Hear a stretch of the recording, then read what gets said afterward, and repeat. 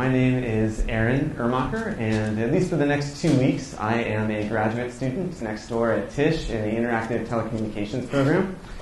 And as artists in this program, we spend a lot of time looking at how current technologies are going to change the way that we live. And I'm really interested in the way that they're going to change the way that we die. But in order to understand that, we first have to look at how we're living now and how it's changing.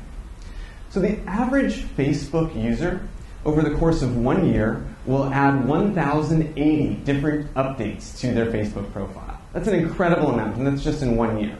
If you use a social network like Foursquare, you might see over 520 updates in a given year, places that you are, people that you're spending time with. And if you're on Twitter, you'll see that there's another 1,000 updates that you're adding to this picture of who you are. Now we share all this information so that we can tell our friends and the people that we're spending time with where we are, what we're doing, what we're interested in. But what we're also doing, maybe unintentionally, is creating this record of who we are at this time. And that's the part that I'm most interested in. So if you put this information out there, you typically think about how you're going to use it now. And there are a couple of services that are available that will let you see how you used it then. One of them is for the site Flickr. There's a photo enthusiast blog called PhotoJojo, and they've created this tool where you can sign up, give them permission to go to your Flickr site, and they'll send you every month a couple of pictures that you took a year previously. If you use the social network Foursquare, there's a site that was just developed called Foursquare in 7 years ago, and they'll send you an email every day telling you where you were 1 year ago. So there are these tools that are out there that are helping us as individuals look at how we spend our time and where we're going and reflect on that. But what happens to all of this over the course of our lives? It becomes a kind of digital clutter. So in the same way that we now have basements full of all these old papers from high school and college and things that we can't throw away, we're creating this same type of clutter in our digital lives. We have emails that we can't bear to erase, photos, videos, all of this stuff that really defines us in a new way. But we don't have a way of looking at it or sharing it or passing it on to future generations. So if you're somebody that's famous, you have an archive. And so if you're a statesman or a senator or an entertainer, there are libraries and museums that want to take all of your old crap and figure out a way to put it into an order so that future generations can look at it, they can examine it, they can understand better who you were, what time you lived in. It's pretty incredible. But we don't have those tools for each of us. And I think that now that we create more and more data, we have to. So I have a friend who passed away a little over a year ago named Lisa. And as you do when somebody passes, you think about them often in certain situations. You see somebody that looks like them, or you hear a song that reminds you of them. But thanks to all of these new tools that we have, we remember people or see them in ways that are maybe a little bit unexpected. This is a screenshot from my phone book, and because we use all these different tools, Facebook, and we get our addresses from email lists and other contacts, they don't always sync together in the right way. And so rather than having one entry for a person, we have 1, 2, or 3. And each profile has a little bit of a different amount of information. It might have a different picture, a different link, a birthday, or something else. And so I tend to think about my friend Lisa a lot more often and see her in a lot of unexpected ways when I'm going through my phone book or otherwise interacting with all this other information that's out there.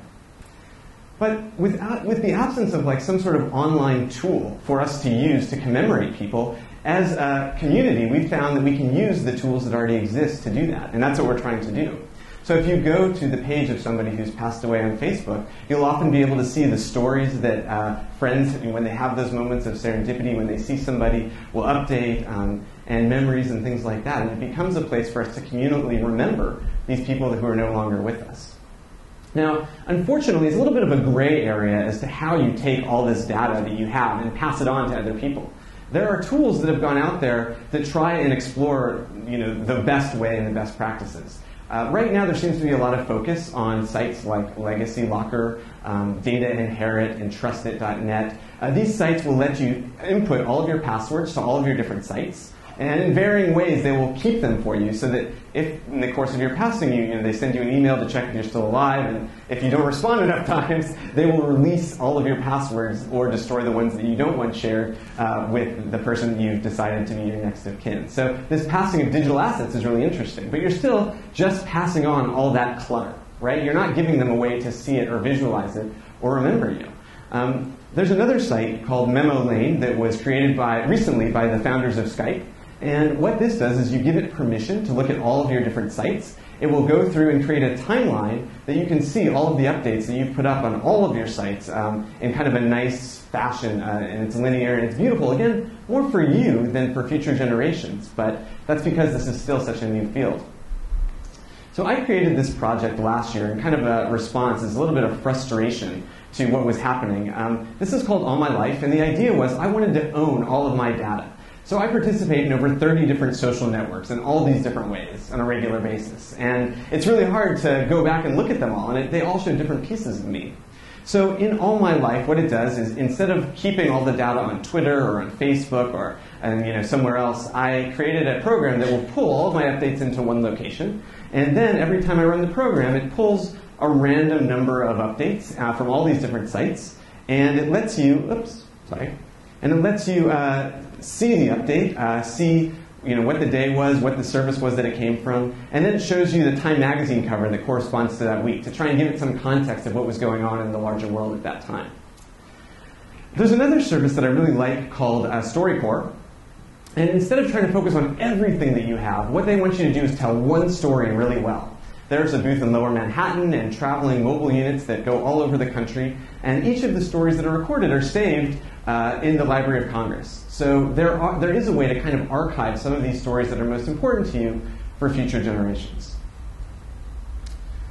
One of the sites that is kind of the closest to what I imagine the future of digital death looking like is this site called 1000 Memories. And the idea is that it's a place for a community of people to mourn together over the loss of a loved one. So what happens is when somebody passes, the site gets put up and anybody can go and contribute photos or stories or other memories from their time with that person. And it lives on in a way that most of our other data won't, and is searchable and findable and creates a really beautiful way to remember the people that aren't with us any longer.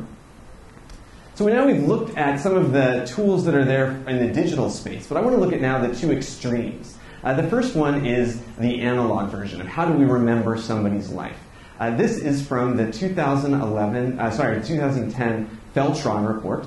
Nicholas Felton is a graphic designer who lives in New York, and he's obsessed with data. He collects all this information about himself over the course of a year, and then at the end of the year he puts together this beautiful report, a couple of pages long, that shows all of this different information about himself. So this year his father passed away, and his father isn't as obsessed with his data as his son is.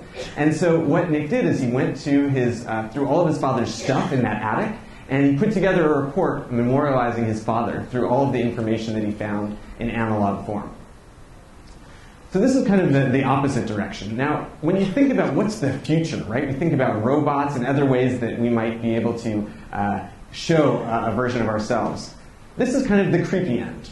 This is a program called Virtual Eternity.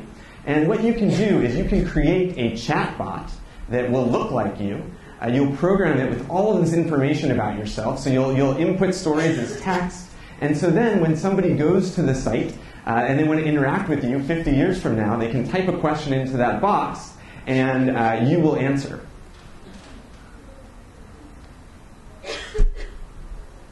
Hawaii-80-O-I-N. How you doing? Good to meet you to Aaron. I can sing My Heart Will Go On like Celine Dion. So you can have this conversation, and as you can see, the audio sounds nothing like me. The picture is actually just a still picture that the company has animated.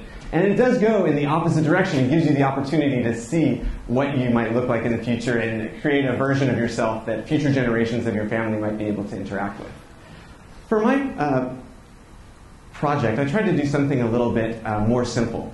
I'm really interested in the way that we communicate and the way that we share, and I think that the idea of having all of this data there for somebody in the future to look at is a really good idea, and it's something that will happen one day, but we're not there yet. So instead of going to the extreme digital end, I tried to go back to a technology that most of us are comfortable with, which is the telephone. So in this project, Tell a Story, a user will sign up, and they'll pick the frequency of times they want to be called during the course of a year, whether it's twice a year on their birthday or twice a month. And when they receive the call, they'll be prompted to tell a story about some category, something that's interesting to them in their life. So you pick one of 9 different categories that I've set up. And when you receive the call, you tell the story, you hang up the phone, and the story is archived online for 25 years before it's released and playable by anybody. So you can go to the site, you can see all of the stories that have been recorded by each user, but until the time is up, you're not able to actually listen to them unless the user would change that.